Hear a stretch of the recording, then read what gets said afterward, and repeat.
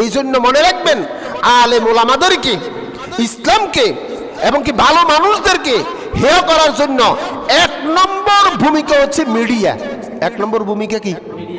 গতকালকে আমি ইউটিউবে দেখি কি বড় একটা আলেমের কোত্তাসায় ধরি আরেকটা লাড়ি নিয়ে এইভাবে করি কি বাড়ি দিতেছে আর থাম্বনেল দিছে, হ্যাঁ, অমুক আলেমের গণদোলাই, অমুক আলেমের কি গণদোলাই। তো আমি চিন্তা করলাম এত বড় আলেম গণদোলাই দিলে একটু ঢুকি দেখি, তো দেখি যে ফাও, এগুলো কি ফাও, ফিতনা। অর্থাৎ তার উদ্দেশ্য হইল এই আলেমকে হেয় করা আর বিনিময়ে কিছু বিউর ব্যবসা করা, বিউর ব্যবসা করা। তবে মনে রাখবেন, এই যে একটা আলেমকে ফসাইয়া একটা কোরআনওয়ালাকে হেয় করে আপনি 10 টাকা ইনকাম করবেন, ওই 10 টাকা আপনার জন্য হারাম, ওই 10 টাকা আপনার জন্য হারাম হারাম হারাম। কোন সম্মানী লোককে অসম্মান করে ভাইরাল করবেন, কোন সম্মানী লোককে তুচ্ছিল্য করে ভাইরাল করবেন, সেখানে আপনার ভিউ বাড়বে, সেখানে আপনার ইনকাম বাড়বে। এই কিছু ইউটিউবওয়ালারা কাটছিট করে বর্তমান সমাজের ভিতরে বড় ফিতনা ছড়াইতেছে।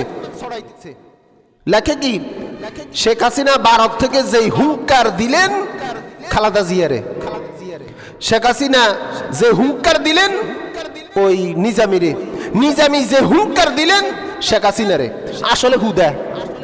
এই যে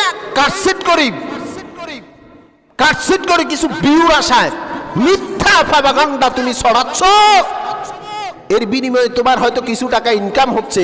মনে রাখবা, মিথ্যা জিনিস ছড়াইয়া, মিথ্যা কুচ্ছিত রটাইয়া যে ইনকাম, যে সোর্স তুমি অর্জন করার জন্য এই পন্থা অবলম্বন করেছো, কিয়ামতের দিন জবাব দিতে হবে। এই পন্থা অবলম্বন করেছেন আবু জেহেলে, মিথ্যা পন্থা অবলম্বন করেছেন আবু জেহেলকে। আবু জেহেলে মুহাম্মদ রাসূলুল্লাহ সাল্লাল্লাহু আলাইহি সাল্লামের সম্মান নষ্ট করার জন্য।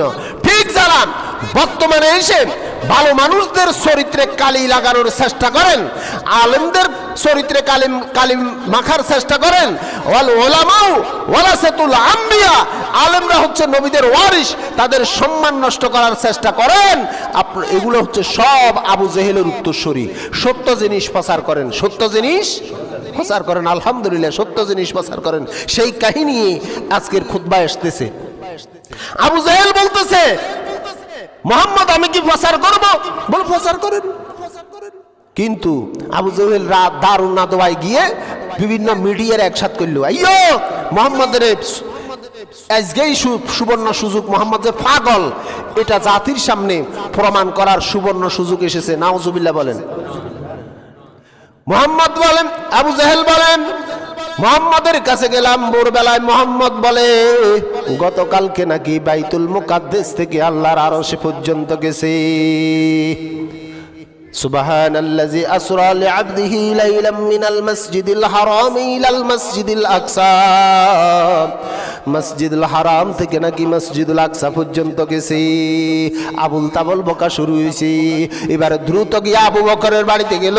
আবু বকর বাইর, আমার ভাতিজা মুহাম্মদের তাড়াতাড়ি ডাক্তারের কাছে নাও, তোমরা যেহেতু মুহাম্মদের জন্য পাগল, তোমাদেরকে আমি বিশ্বাস করাইতে পারি না। মুহাম্মদ যে হক নয়, মুহাম্মদ যে সত্য নয়, মুহাম্মদ যে আমাদের মাথা নষ্ট করতেছে, এটা তোমারে আমি যতই বলি তোমার ভালো বিশ্বাস হয় না। তুমি বলো মুহাম্মদ হক। এবার আবু বকর কয়, তাড়াতাড়ি আমারে ক আমার রাসূল কি করেছে। বলে মুহাম্মদের কাছে গেছিলাম। মুহাম্মদ কয় গতকালকে নাকি বাইতুল মুকাদ্দাস থেকে আল্লাহর আরশ পর্যন্ত গেছে। লাইলাম মিনাল মসজিদিল হারাম ইলাল মসজিদিল আকসা, মসজিদুল হারাম থেকে নাকি মসজিদুল আকসা পর্যন্ত গেছে। এবার আবু বকর কয়, ও আবু জেহেল তোর কাছে কি আমার রাসূল হুবহু এই কথা বলছেনি? এখন আবু বকর কি রাসূলের কাছে গেছেনি? যায় না। আবু জেহেলের কাছে হুনি কয়, তোরে আমার রাসূল তুই আর কাছে জেনে করি, আমার রাসূল কি তোর কাছে এমনি কইছেনি? কইছে। বলে তাহলে আমি আবু বকরের এক চুল পরিমাণ কোনো সন্দেহ নাই, গতকালকে আমার রাসূলের মেরাজ হইয়া গেছে। হযরত আবু বকর রাসূলের দরবারে আসি কয় ইয়া রাসূলুল্লাহ ইয়া হাবিবাল্লাহ আবু জেহেল তো চতুর্দিকে এমনি এমনি ছড়ার। বলে তুই কি কইছ? বলে আমি কইছি আমার রাসূল যদি তোর কাছে হুবহু একই বর্ণনা করে আমি আবু বকরের একচুল পরিমাণ কোনো সন্দেহ নাই, গতকালকে রাত্রে আমার রাসূলের মেরাজ হইয়া গেছে। আল্লাহর হাবিব বলে আবু বকর, যারা সত্যকে সত্য বলে তিতাকে তিতা বলে, সত্যকে যারা সত্য বলে স্বীকৃতি দেবে, কিয়ামতের দিন একটা কাতার হবে সত্যবাদীর কাতার। ওই সত্যবাদীর কাতারে যারা সত্যকে দুনিয়ার ভিতরে সত্যকে সত্য বলবে, মিথ্যাকে মিথ্যা বলবে, প্রপাগান্ডাকে প্রপাগান্ডা বলবে, আর হককে হক বলে যারা স্বীকৃতি দিবে, কিয়ামতের দিন তারা আল্লাহর আরশের নিচে জায়গা পাবে।